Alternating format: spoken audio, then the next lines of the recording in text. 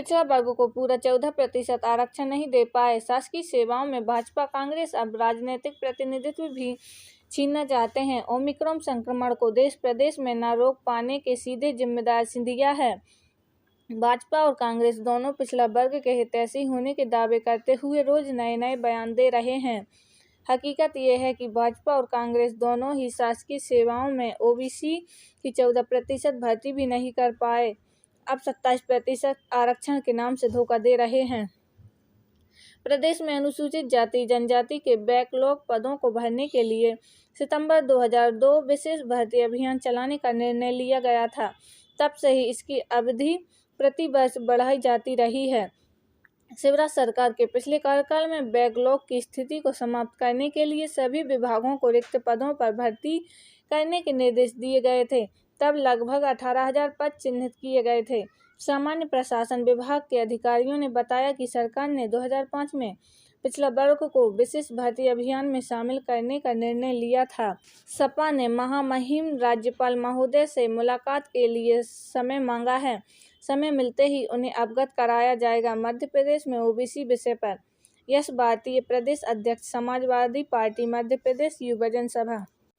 देखिए, मध्य प्रदेश सरकार लगातार इस बात पे गुमराह कर रही है कि पिछड़ा वर्ग के हक अधिकार के लिए वो काम कर रही है, जबकि वास्तविकता ये है कि पिछले 10 साल में कांग्रेस पार्टी लगातार सत्ता में रही। उसके बाद 15 साल लगातार भारतीय जनता पार्टी की सरकार रही, फिर 1.5 साल दोनों पार्टियां सरकार में रही।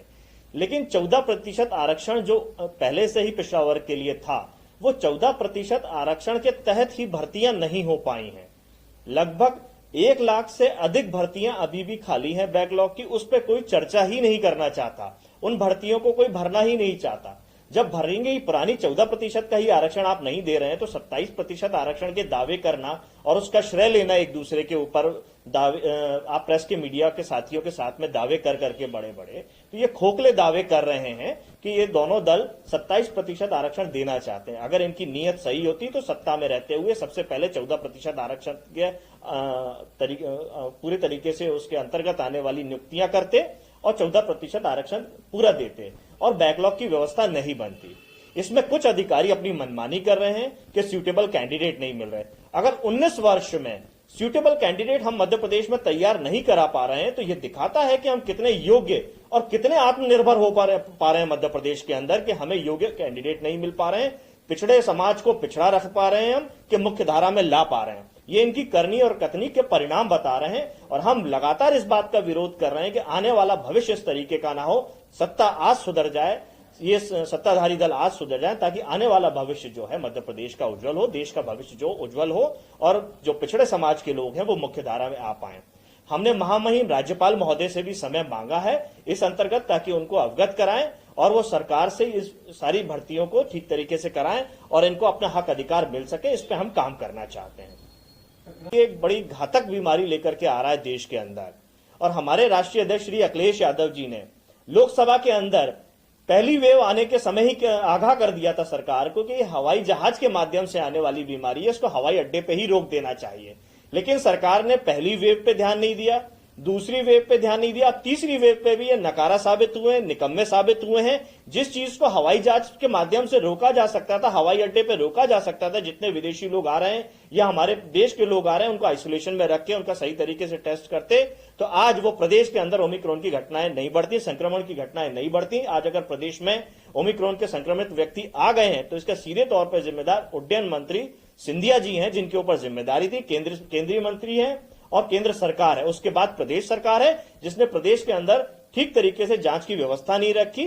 ट्रेन से या किसी भी माध्यम से अगर सीमा के अंदर कोई व्यक्ति प्रवेश कर रहा है तो उनकी सही तरीके से जांच होनी थी, उनको आइसोलेशन की ठीक तरीके से व्यवस्था करते तो ये खतरा सब लोगों के ऊपर नहीं मंडरा था। गृहमंत्री की मास्क को लेकर बयान दिया है, देखिए, गृह मंत्री जी ने बहुत ही निराश किया है।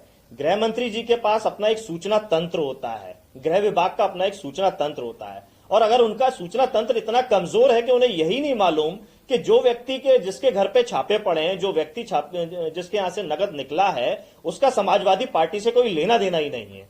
जो हमारे एमएलसी हैं पम्मी जैन साहब, वो उनके पड़ोसी जरूर है, एक मोहल्ले में जरूर रहते हैं, लेकिन उस व्यक्ति से हमारा कोई लेना देना नहीं है। यह स्पष्ट हो चुका है मीडिया के साथियों के माध्यम से। और इतने गैर जिम्मेदार होकर के अगर नरोत्तम मिश्रा जी काम कर रहे हैं तो आप समझ सकते हैं कि प्रदेश के अंदर गृह विभाग की स्थिति क्या होगी और किस तरीके से गृह विभाग काम कर रहा होगा कि उसके मुखिया को ही सही जानकारी नहीं है कि कहां क्या घटना घट रही है, और उनका इस तरीके से अशोभनीय शब्द का इस्तेमाल करना कि समाजवादी टोटियों से क्या निकलता है।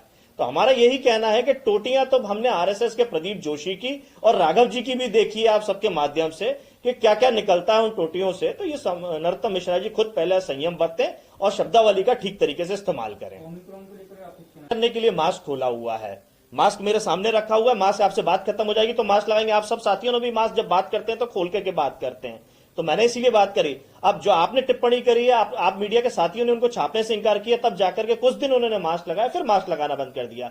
अभी जो आप पत्रकार साथियों के जो साथी बिछड़े उस पर किताब का विमोचन विधानसभा के अंदर हुआ, बिछड़े बारी बारी। उस किताब के विमोचन में मुख्यमंत्री शिवराज जी मंच से कह रहे हैं कि हमको मास्क लगाना चाहिए, लेकिन उस मंच के अंदर न कमलनाथ जी ने मास्क लगाया था, न नरोत्तम मिश्रा जी ने लगाया था, न स्वयं शिवराज जी ने लगाया था, जबकि नीचे बैठे आप सारे पत्रकार के साथी और जो अतिथि उसमें आए हुए थे अन्य सबने मास्क लगाया था। तो सरकार लगातार ऐसे संदेश दे रही है कि बीमारी कोई गंभीर नहीं है, उसको लेकर के सरकार खुद गंभीर नहीं है, तो आम जनता कैसे गंभीर हो पाएगी। तो जरूरत है कि सबसे पहले सरकार में सत्ता में बैठे हुए लोग गंभीरता से उससे लड़ाई लड़ें और पब्लिक को संदेश दें, जो नियम वो खुद बना रहे हैं वो खुद पालन करें सबसे पहले।